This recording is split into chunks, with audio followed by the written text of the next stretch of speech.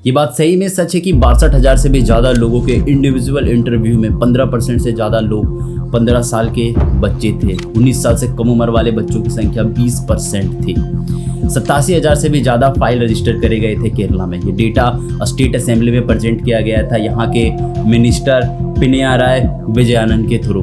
और अब बिलीव करोगे, ये बच्चे ड्रग एडिक्टेड हो चुके हैं, इन्हें अभी कोई शुरुआत नहीं करी है। और सही में ये केस इतना ज़्यादा क्रिटिकल और सेंसिटिव हो चुका है कि सिर्फ केरला नहीं, गोवा, पंजाब, हरियाणा, उत्तर प्रदेश जैसे स्टेट में एक सेंसिटिव इशू बन के खड़ा है। स्थिति इतनी गंभीर है कि केरला में रजिस्टर्ड करे गए केसों में कई बच्चे अपने पेरेंट्स के ऊपर अटैक करते हुए देखने मिले। कोई स्कूल में क्राइम कर रहा है, कोई सड़क चलते वॉयलेंस क्रिएट करने की कोशिश कर रहा है। थोड़ा क्रिटिकल इशूज़ के ऊपर मैं बात करेंगे जो हम और आप जैसे लोग और कुछ पेरेंट्स जो अगर इस वीडियोस को देख रहे हैं, इन्हें समझना बहुत ज़रूरी है। आइए इस वीडियो को थोड़ा डेप्थ से समझते हैं। वीडियो को शुरू करते हैं।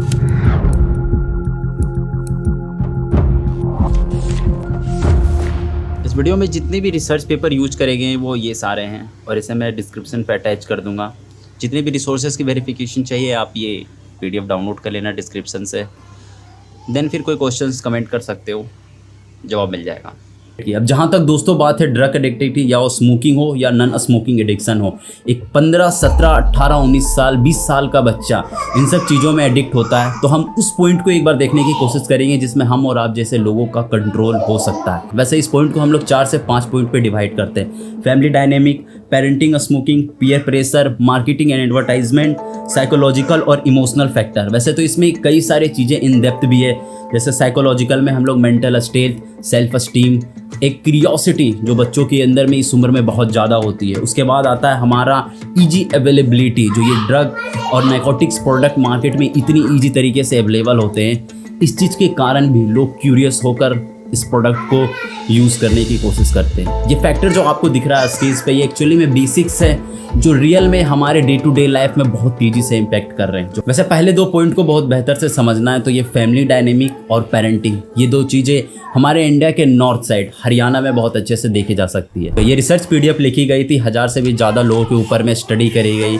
जो 30 से 75 साल के रहने वाले लोग थे हरियाणा जाट कम्युनिटी से। एक लाइन लिखी गई है इन लोगों के लिए, जाट की खाट, हुक्का और ठाट। अक्सर आप यूट्यूब पे सर्च करोगे, कई सारे सॉन्ग्स भी इस चीज़ को देखने को मिलेंगे। ये एक सोशल स्टेटस मेंटेन करने वाली भी बात है, लेकिन हम अपने हुक्का वाले पॉइंट पे आते हैं। एक्चुअली में हुक्का एक डिफरेंट मैकेनिज्म से बना हुआ था। इसमें heavy metals, aromatic hydrocarbon, aromatic amine, nicotine और कोटीन जो इसका एक सब पार्ट है, इन सब चीज़ों से बना होता है। इसमें सिगरेट में जो निकोटीन्स की क्वांटिटी होती है उससे कई अधिक होती है। ये निकोटीन को और अच्छे तरीके से स्टीम करने के लिए जो गैसेस एमिट करी जाती है, कार्बन मोनोऑक्साइड, ये हुक्का को और भी ज़्यादा खतरनाक बनाती है। कंपैरिजन के लिए अगर आप समझोगे तो जो बीड़ी में निकोटीन की क्वांटिटी होती है ये हुक्का से 3 टाइम्स ज़्यादा होती है। सिगरेट से ज़्यादा खतरनाक एक टाइम पे बीड़ी हो जाती है। बीड़ी में तो हुक्का से भी ज़्यादा कार्बन मोनोऑक्साइड, निकोटीन्स और कार्निजेनेटिक हाइड्रोकार्बन्स देखने को मिलते हैं जो सिगरेट से भी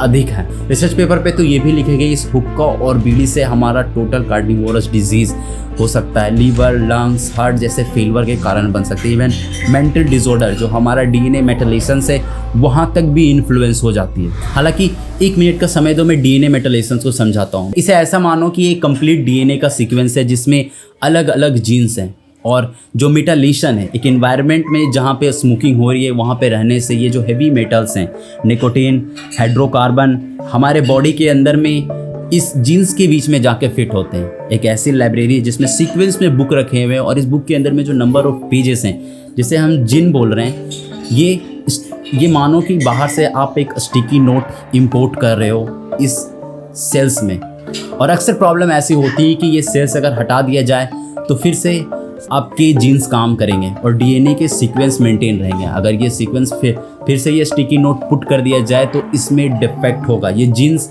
ऑन और ऑफ भी हो सकते हैं, मतलब एक कंप्लीट DNA सीक्वेंस में डिफेक्ट देखने को मिलेगा। और इसी चीज़ से ये भी पता चलता है कि अगर आपने पहले भी कभी स्मोकिंग करी हो और आज आपने छोड़ दिया हो तो ये स्मोकिंग डिटेक्ट करी जा सकती है। ये आपके बॉडी से स्मोकिंग छोड़ने के बाद भी नहीं हटता है। एक बार आपने अपने पैर में कुल्हाड़ी मार ली तो ये चोट मरते दम तक रहेगी और ये इतना ख़राब है ठीक है। और ये चीज़ें ही साइलेंटली कारण बनाती है आपके हार्ट लंग्स डिजीज़ का, जो फ्यूचर में बड़े बड़े कैंसर्स का कारण बन रही है। खैर पॉइंट पे हम लोग वापस आते हैं। जो स्टडी करी गई थी, स्टडी के बेसिस पे, चाहे वो लाइट स्मोकर हो या फिर वो हेवी स्मोकर हो, किसी भी एज ग्रुप का हो, इससे कोई फ़र्क नहीं पड़ता। इम्पैक्ट प्रॉपर बराबर के देखने को मिले हैं। वैसे कुछ लिमिटेशंस भी हैं इस रिसर्च पेपर के। जिस कम्युनिटीज़ से इस बातचीत करी गई और रिपोर्ट्स बनाए गए, वहाँ पे अपने कल्चर्स के बेसिस पे भी ज़्यादा वोमेन को एक्सपोजर्स पे नहीं लाया गया डेटा को रिवील करने के लिए। तो कई सारे लोग बायस्ड होकर भी क्वेश्चंस का आंसर दिए थे, जो आपको स्क्रीन पे देखने को मिल रहा होगा। कईयों ने कुछ क्लियर कट बात बताई है और कई कुछ बातों को और भी घुमा फिरा कर बताया। तो ऑलमोस्ट वुमेन्स के केस में जहाँ से ये बात उठाई गई वो थोड़ा डिफेक्टेड है। वैसे सुन के तो थोड़ा सा शॉक्ड होना चाहिए कि दूसरी रिसर्च पेपर ये दिखाती है कि हरियाणा, पंजाब, गोवा, गुजरात, दिल्ली, वेस्ट बंगाल जैसे स्टेट में 97% से भी ज़्यादा मेल्स ड्रग एडिक्टेड है। और इस केस में सबसे ज़्यादा 71% से भी ज़्यादा एक मैरिड फैमिली ड्रग एडिक्टेड है। वुमेन के केस में 22% ऐसे लोग हैं जो अनमैरिड हैं और ड्रग एडिक्टेड नहीं है। Parenting ratio and family dynamic जो है ऑलरेडी 70% से ऊपर है। स्मोकिंग के केस में तो बच्चे की क्या हालात होगी। थोड़ी क्यूरियोसिटी मेरे अंदर भी थी इस चीज़ को लेकर। डीप में रिसर्च करी गई जब महाराष्ट्र और केरला का डेटा उठाया गया। हमारे जो फॉर्मर प्राइम मिनिस्टर से राहुल गांधी, इनके यूट्यूब पे भी वीडियोस पड़ी हुई है, जाकर देखना। Kerala in the drug crisis, इसके डेटा सही में बहुत खतरनाक है। ये रिसर्च पीडीएफ देखो जो महाराष्ट्र और केरला में निकाले गए थे कैंसर डिजीज़ को लेकर, जिसमें महाराष्ट्र 30% और केरला 20% से भी ज़्यादा एडिक्टेड है ओवरऑल। स्मोकिंग तंबाकू जैसे सिगरेट और बीड़ी और नॉन स्मोकिंग गुटखा, पान मसाला जैसी चीज़ें लोग कितनी ज़्यादा खा रहे हैं। मेल के केसेस में देखोगे तो 2.71% से भी ज़्यादा हाई रिस्क है। सोचने वाली बात इस चीज़ की है कि चाहे मेल हो चाहे फीमेल हो, दोनों में रिस्क प्रॉपर का है। इवन कई केसों में जो नॉन स्मोकिंग है जैसे पान मसाला और गुटखा, इन सब के सेक्शंस में फीमेल का सबसे ज़्यादा हाई रिस्क है। हमारे रेसेप्टरी लंग्स में भी इन्फेक्शंस का कारण बनाती है और इससे कैंसर होना संभव है। हालांकि इन सब स्टेट में भी थोड़ा सा कल्चर का इन्फ्लुएंस है, तो बहुत क्लियरली फीमेल अपना कंट्रीब्यूशन बायस्ड होकर भी दी थी, जो इस पूरे रिसर्च का एक लिमिटेशन भाग है। अब अपने पेरेंट्स की बात को यहीं पे रोकते हैं दोस्तों, आते हैं यंगस्टर के पॉइंट पे, जो सबसे ज़्यादा हाईली एट्रैक्टिव और इंटेंस प्रोसेस से गुजर रहे हैं इस पूरे कंप्लीट ड्रग एडिक्शंस के वॉर पे। नेशनल फैमिली हेल्थ सर्वे ने ये डेटा रिवील करा था, जिसके बेसिस पे हर एक स्टेट की ग्रोथ रिपोर्ट दिखाई गई थी। इसके बेसिस के बाद ये डिसाइड हुआ था कि चाइना और अमेरिका के बाद हमारा भारत सबसे ज़्यादा रैंक करता है इस ड्रग और स्मोकिंग निकोटिन प्रोडक्ट को बनाने में, जो पूरे दुनिया में तीसरा नंबर पे खड़ा है, चाहे वो प्रोडक्शन हो या कंजम्पशन हो। जो डेटा आप स्क्रीन पे देख रहे हो ये 22 स्टेट के अंदर में जितने भी एडल्ट हैं उसकी नंबर्स लिखे गए हैं। वैसे ये तंबाकू कंज्यूम करने वाले लोगों के बीच में गोवा, बिहार, गुजरात, हिमाचल प्रदेश और मिजोरम जैसे स्टेट अभी भी कम है। वैसे मिजोरम तो एक भी अपने आप में एक अलग केस है, जिसका डेटा 73% तक चला गया।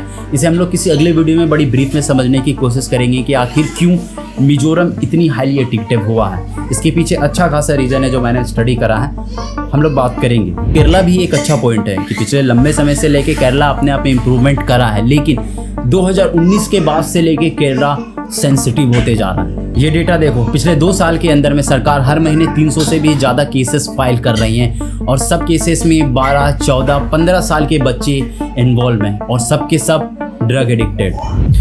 स्कूल हो, हॉस्पिटल्स हो, कॉलेज हो, ट्रक हो, रेलवे स्टेशन हो, पब्लिक ट्रैफिक प्लेस हो, कहीं भी जाओ इस गुटखा को खा के थूकना, क्राइम, वायलेंस, ड्रग के इन्फ्लुएंस में आके एक से एक क्राइम देखने को मिल रहा है। ये डेटा देखो, कोई 15 साल का बच्चा अपने फैमिली पेरेंट्स को पे अटैक कर रहा है और इन सब चीज़ों में जब पुलिस इन्वॉल्व होती है तो एक कम उम्र का बच्चा ड्रग एडिक्टेड पाया जाता है। ऑलरेडी देखोगे तो केरला का 98% तक कन्विक्शन रेट है, जो ऑलमोस्ट नेशनल एवरेज से भी ज़्यादा है। नेशनल एवरेज तो 78% के आसपास है। पे हमारा ये मुद्दा नहीं है कि ये चीज़ें कहाँ से ट्रांसपोर्ट करी गई है, लेकिन जहाँ तक मैंने थोड़ा रिसर्च करा इस चीज़ पे बेंगलोर और चेन्नई का हाथ है, जिसे बाहर से इंपोर्ट करके लाया जा रहा है और केरला जैसे स्टेट, महाराष्ट्र जैसे स्टेट पे सेल करी जा रही है। Even picnic, school, college, hospital, societies, railway, इन सब के किनारे जो ये छोटी छोटी दुकान है, ये इजी अवेलेबिलिटी और सिंपल एक्सेस करने का सबसे अच्छा तरीका है। यहाँ पे गुटखा, बीड़ी, सिगरेट बड़ी आसानी से मिलता है। एक हमारा जो पॉइंट था ना कि मेंटल स्टेट, क्यूरियोसिटी और इजी एक्सेसिबिलिटी, ये बड़ी क्यूरियसली पुश करती है। इवन पीयर प्रेशर एक ऐसी चीज़ है जहाँ पे हम लोग दोस्तों के साथ इन्वायरमेंट में कंट्रीब्यूट करके अक्सर इन चीज़ों को बड़े आसानी तरीके से यूज करने की कोशिश करते हैं और दोस्तों के कहने पे भी ट्राई कर लेते हैं। जहाँ तक रिसर्च में लिखी गई थी ये बात कि बस 2 to 3 times even a week आप एडिक्ट हो जाओगे और आपका ब्रेन कंट्रोल से बाहर हो जाएगा इन सब चीज़ों को करके। जरा खुद ही सोच के देखो कि एक 13 साल और 15 साल के बच्चे के लिए एक माउथ फ्रेशनर के जैसा काम कर रहा है गुटखा। आपके लंच, टिफिन बॉक्स, आइसक्रीम्स, रोटी, सब्जी इन सब के साथ मिलाकर खाने वाली बात हो गई है। इसलिए प्रीडोमिनेटेड इतनी ज़्यादा है क्योंकि ये बड़ी चीप मिलती है। पान मसाला, खैनी, बीड़ी, मसेरी, ये सब चीज़ें बड़ी 1, 2, 5 रुपए के अंदर में मिल जाते हैं, जो इतने यंग एज वाले बच्चों के लिए एक्सेस करना भी बहुत आसान है। इतना बजट रखते हैं लोग। हालांकि इस चीज़ को लेके इसमें तीसरा और चौथा पॉइंट भी बहुत इंपॉर्टेंट है, इसके सोशल इकोनॉमिकल कंडीशन और लिटरेसी रेट। और ये बिल्कुल अपोजिट काम करिए। जो फैमिलीज़ में इकोनॉमिकल कंडीशन बेहतर नहीं है, इवन इनका लिटरेसी रेट भी बेहतर नहीं है, ये पहले इन्वॉल्व हो जाते हैं as compared to educated families में लेके।